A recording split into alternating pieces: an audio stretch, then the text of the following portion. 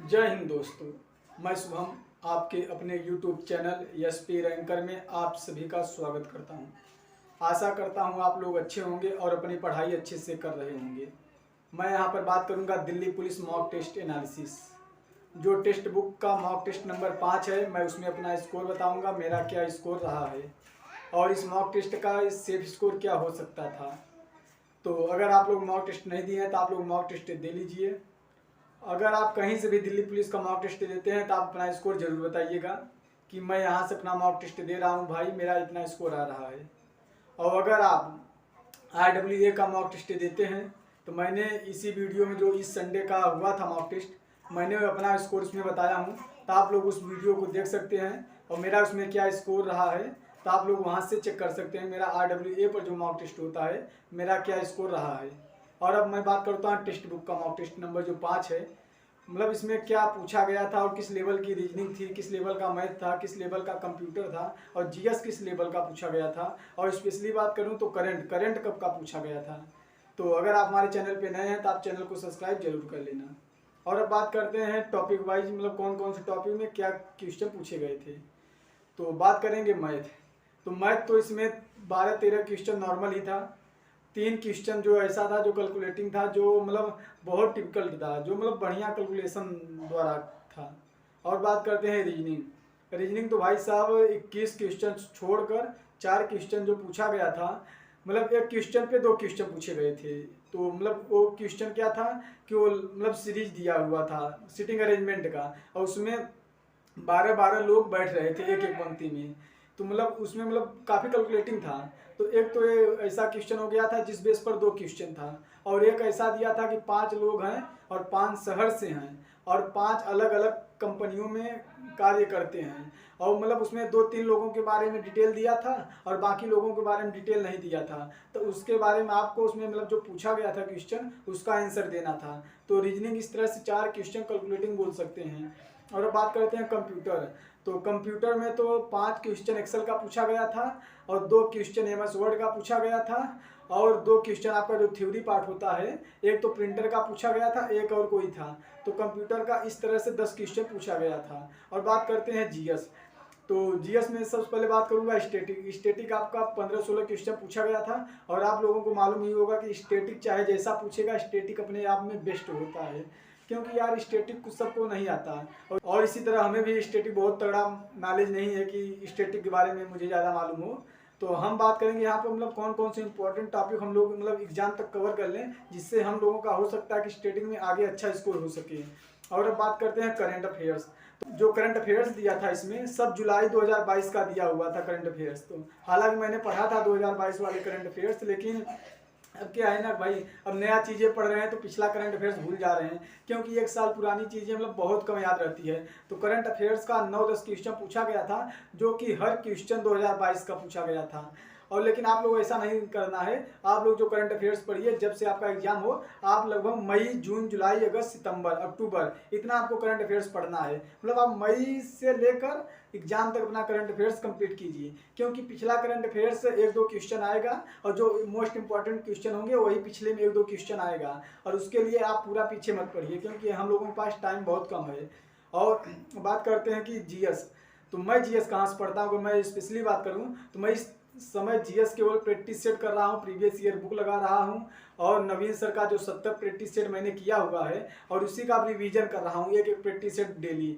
क्योंकि अब मैंने कोई प्रैक्टिस सेट लेना बंद कर दिया है ऑनलाइन, अब मैंने जो पढ़ा हुआ है उसी का रिवीजन कर रहा हूँ। क्योंकि मैंने इस मॉक टेस्ट में देखा है ना भाई कि मेरा इकोनॉमिक्स से जो क्वेश्चन आए थे 3 क्वेश्चन, और मतलब तीनों पढ़े ही आए थे, लेकिन तीनों गलती हो गया है। और गलती इसलिए हो गया मैंने रिवीजन नहीं किया, और मतलब मेरा जीएस का इस बार स्कोर जो रहा है इस मॉक टेस्ट में बहुत बेकार रहा है। और अब बात करते हैं मेरा क्या क्या कौन कौन से टॉपिक में कितना स्कोर रहा है। तो जीएस में मैंने टोटल 36 क्वेश्चन अटेम्प्ट किए थे और 36 क्वेश्चन में मेरा 25 क्वेश्चन सही हो पाया और 11 क्वेश्चन गलत हो गया। और रीजनिंग में मैंने टोटल 24 क्वेश्चन अटेम्प्ट किए थे और 24 क्वेश्चन में मेरा 22 क्वेश्चन सही हो पाया है और 2 क्वेश्चन गलत हो गया। और मैथ में मैंने 14 क्वेश्चन अटेम्प्ट किया था और 14 क्वेश्चन सही है। और बात करते हैं कंप्यूटर में मैंने टोटल 6 क्वेश्चन अटेम्प्ट किया था और 6 क्वेश्चन में मेरा 3 क्वेश्चन सही है और 3 क्वेश्चन गलत हो गया है। क्योंकि मैंने अभी कंप्यूटर में एक्सेल पढ़ा नहीं है और एक्सेल से ही 6 क्वेश्चन आ गया था। तो वही हमने जो थ्योरी पार्ट और MS वर्ड का जो 4 क्वेश्चन था उसी में से हमने किया था, और एक्सेल का भी 1-2 क्वेश्चन लगाए थे अनुमानन, लेकिन वो गलत हो गया। इसलिए मेरा 3 क्वेश्चन सही हो पाया है और 3 क्वेश्चन कंप्यूटर में गलत हो गया है। और अब हम बात करेंगे कि हम लोगों को GS कौन कौन से इंपॉर्टेंट टॉपिक पढ़ लें जिससे कि हम लोगों का काम हो जाए। तो बात करते हैं स्टैटिक में हम लोगों को 3-4 टॉपिक मोस्ट इंपॉर्टेंट पढ़ना है। एक तो हम लोगों को लोक नृत्य पढ़ना है, और दूसरा फेस्टिवल पढ़ना है, और वादक वाद्य यंत्र से संबंधित जो लोग हैं उनको पढ़ना है, और जो महत्वपूर्ण दिवस है उन्हें पढ़ना है, और जो मंदिर हैं खास तौर पे आप मंदिर जो पढ़िए, जो दक्षिण भारत मंदिर है उसको ज़्यादा फोकस करिए। हम लोगों को 5-6 टॉपिक बहुत कम्प्लीटली अगर आप यहाँ से अगर पढ़ लेंगे 5-6 टॉपिक ना भाई, तो यहाँ से 4 से 5 क्वेश्चन आपका श्योर है। क्योंकि स्टैटिक अगर जो भी जब पूछता है 4 से 5 क्वेश्चन यहाँ हर टॉपिक से पूछता है। तो हम लोगों को मोस्ट इंपॉर्टेंट टॉपिक आप लोग ये डिसाइड कर लीजिए। एक लोक नृत्य, और दूसरा आपका वादक वाद्य यंत्र जो और नृत्यांगना वगैरह हैं इनको पढ़ लीजिए आप, और मंदिर को पढ़ लीजिए आप, कौन कौन से मंदिर कहाँ कौन से राज्य में हैं, और आप एक पढ़ लीजिए कौन कौन सा दिवस कब मनाया जाता है। तो आप लोग ये दिवस को मोस्ट इंपॉर्टेंट टॉपिक समझ के चलिए। और बात करते हैं GS। तो GS में सबसे पहले बात करेंगे हिस्ट्री में अगर पूरा हिस्ट्री नहीं पढ़े ना भाई, तो आप आधुनिक हिस्ट्री पढ़ लीजिए। क्योंकि जो आधुनिक हिस्ट्री पूछा जाएगा जहाँ से गांधीवाद का जहाँ से कांग्रेस आती है, जहाँ से आप लोग अपना पढ़ लीजिए। तो यहाँ से अगर आप लोग अगर हिस्ट्री पढ़ लेंगे ना, तो आपका फिर भी 3 से 4 क्वेश्चन यहाँ आधुनिक इतिहास से पूछा जाएगा। और जियोग्राफी बात करें तो जियोग्राफी अगर आपके पास टाइम नहीं है तो आप भारत की जियोग्राफी जरूर पढ़ लेना। इंडियन जियोग्राफी पढ़ के जाना। अगर वर्ल्ड आप जियोग्राफी नहीं पढ़ पा रहे हैं तो कोई बात नहीं, लेकिन इंडियन जियोग्राफी जरूर पढ़ के जाना। और खास तौर पे अगर हम बात करें कि इंडियन जियोग्राफी में क्या पढ़ के जाएं, तो आप लोग नदियां विशेषकर ध्यान देकर जाना। नदी, बांध और भारत का जो विस्तार है, एक महत्वपूर्ण टॉपिक आप लोग नोट कर लीजिए। और बात करें इकोनॉमिक्स, तो इकोनॉमिक्स में अगर आप लोगों के पास टाइम हो तो पढ़ लीजिए। अगर टाइम ज़्यादा नहीं है तो आप लोग 2-3 टॉपिक इसमें भी अच्छे से पढ़ लीजिएगा। एक बजट पढ़ लीजिएगा अच्छे से, और उसके बाद बैंकिंग जो सुधार से संबंधित कुछ चीज़ें की गई हैं। RBI की स्थापना कब हुई, RBI का राष्ट्रीयकरण कब किया गया, कितने बैंकों का राष्ट्रीयकरण 69 में हुआ, 1969 में। तो आप लोग इस टॉपिक को पढ़ लीजिएगा। और आपको विशेषकर एक टॉपिक इसमें 2 और पढ़ के जाना है, जो पूछा जाता है कि आपका कृषि किस सेक्टर में आता है, आप जो पढ़ा रहे हैं आपका ये किस सेक्टर में आता है, मीडिया किस सेक्टर में आती है, और आपका औद्योगिकीकरण किस सेक्टर में आता है। आपको ये वाला टॉपिक भी मोस्ट इंपॉर्टेंट करके जाना है। और बात करते हैं पॉलिटिक्स से। तो पॉलिटिक्स अगर आप डिटेल में नहीं पढ़े ना, तो फिर भी आप मोटे मोटे पॉलिटिक्स कहीं से मैराथन 2-3 क्लास कर लीजिए, तो वहाँ से मोस्ट इंपॉर्टेंट आप लोग पॉलिटिक्स के अनुच्छेद याद कर लीजिए, तो आपका वहाँ से भी काम हो जाएगा।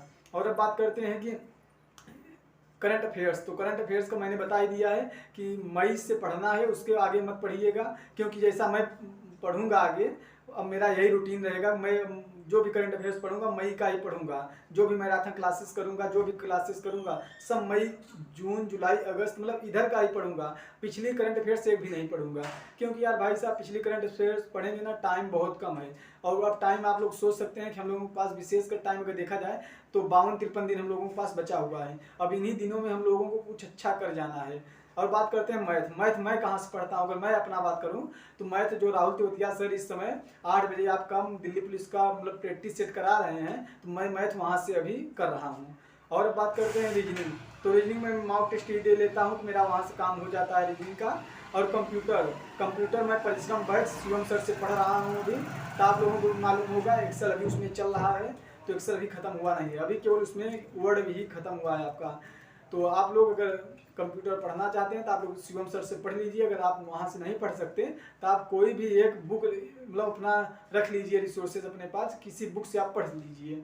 और बात करते हैं कि हमारा इसमें ओवरऑल क्या स्कोर रहा है। तो मैंने टोटल 80 क्वेश्चन अटेम्प्ट किया था, और 80 क्वेश्चन में मेरा 64 क्वेश्चन सही है और 16 क्वेश्चन गलत है। इस तरह से मेरा निगेटिव मार्किंग करते हुए मुझे 60 नंबर मिला हुआ है। और इस जो कट ऑफ था, इसका जनरल का जो कट ऑफ गया था वो 63 नंबर जनरल का कट ऑफ गया था, और OBC का 59 नंबर कट ऑफ गया था, और SC का 56 नंबर कट ऑफ गया था, और ST का 52 नंबर कट ऑफ गया था। और इसी आधार पे हमारी जो भी दीदी लोग हैं, आप लोग अपना इसी के अनुसार अपना कट ऑफ निर्धारित कर लीजिए कि आप लोगों का कट ऑफ जो भी जाएगा बॉयज़ से 2-3 नंबर कम ही जाएगा। तो आप लोग उस हिसाब से अपनी कैटेगरी में जाइए, और वहाँ से आप लोग मैंने जो बताया है आप लोग वहाँ से 2-3 नंबर अपना माइनस कर सकते हैं। और अगर आपको कोई भी डाउट हुआ करे ना भाई तो आप कमेंट में जरूर बता दिया करिए। मैं अगली वीडियो में उसका मतलब जो भी निराकरण हो सकेगा मैं उसका अगली वीडियो में आपको बता दूंगा कि आप लोग ऐसा करिए